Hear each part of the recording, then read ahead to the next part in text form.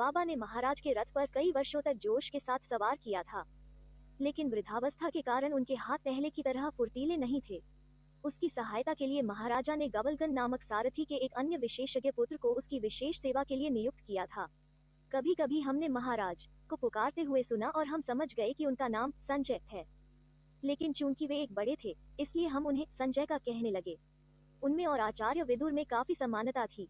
मुझे उनका नाम संजय बहुत पसंद है। मुझे बहुत अच्छा लगता है कि वे सारथी हैं। मैंने उन्हें काका कहकर उनसे बात करने की कोशिश की। रथ स्कूल में वो और बाबा कई दिलचस्प विषयों पर चर्चा कर रहे थे, जैसे नस्ल के घोड़े, रथ का सबसे उपयोगी स्नेहक पहिया के लिए कौन सी लकड़ी अधिक टिकाऊ होती है, क्या रथ के पहिए में आरी की संख्या कम होनी चाहिए या अधिक, और यह उनकी गति को कैसे प्रभावित करता है। वो हमेशा मुझसे कहते थे, कर्ण, तुम एक कुतिया के बेटे हो। हमेशा याद रखें कि घोड़े की नस्ल कभी भी जमीन पर नहीं बैठती है। अच्छी रात की नींद के लिए भी। और जाति का सारथी कभी रथ को नहीं छोड़ता, जान भले ही चली गई हो।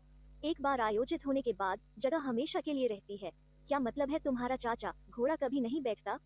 मैंने आश्चर्य से पूछा। हाँ, इतना ही नहीं, लेकिन जब सोता हुआ घोड़ा चार खुरों में से एक को घुमाकर सो जाने की कोशिश करता है, तो उसे लंबी यात्रा में असफल माना जाना चाहिए। याद रखें, घोड़ा सबसे तेज चलने वाला जानवर है, गतिमान। मैंने कुछ सोचा ताकि वे उसी तरह बात करते रहें, न केवल तेज बल्कि बुद्धिमान भी। कर्ण, यदि आपने कभी घने जंगल में घोड़े की सवारी की है और आपको कोई रास्ता नहीं मिल रहा है, तो अपने हाथों में गति को छोड़ दें। यह बुद्धिमान प्राणी आपको ठीक वहीं वापस लाएगा जहां आपने छोड़ा था। बंद। इतने सारे घोड़ों के चाचा गपशप करते हुए बात कर रहे हैं। घोड़ों की विभिन्न आदतों, बीमारियों और गतियों के बारे में उनसे सुनकर हमें खुशी हुई। वे हमें रथियों के कर्तव्यों, धार्मिक संस्कारों, हॉल के नियमों के बारे में विस्तृत जानकारी देने लगे।